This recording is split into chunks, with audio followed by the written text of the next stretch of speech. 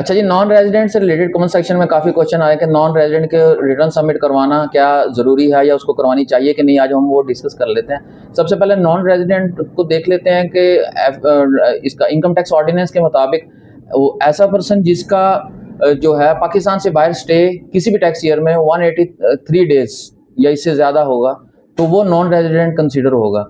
और non resident के ऊपर एज सच लॉ एप्लीकेबल नहीं होते जैसे रेजिडेंट के ऊपर होते हैं, लेकिन ये कि फिर भी उनको एक तो अपना इनकम जो है ना वो सोर्स यहाँ पे डिक्लेयर करने की ज़रूरत नहीं है।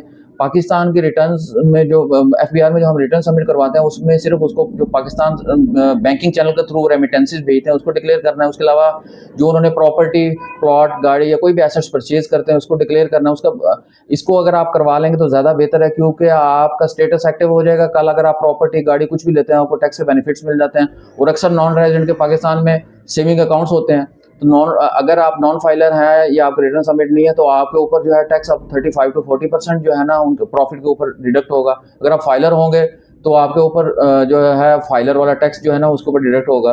तो इसलिए बेहतर ये कि अपने रिटर्न्स को सबमिट करवाएं। उनके लिए थोड़ी रिलैक्सेशन है, सिर्फ अपनी चीज़ें उन्होंने डिक्लेयर करनी है, क्योंकि उनको ना तो टैक्स पे करना है ना अदरवाइज कुछ है।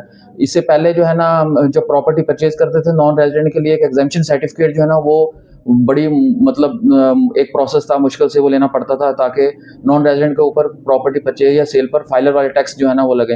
तो अभी टाइम है, नॉन रेजिडेंट जो है वो अपनी 2025 की रिटर्न सबमिट करवाएं ताकि उनका स्टेटस एक्टिव हो जाए।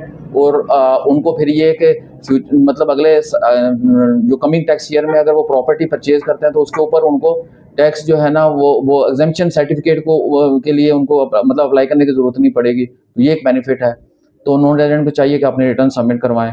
और अगर हमसे कोई रिटर्न्स या इससे कंसल्टेंसी आपने लेनी है तो ये नंबर जो है गिवन है, इस पर आप कॉन्टैक्ट कर सकते हैं। Thank you very much.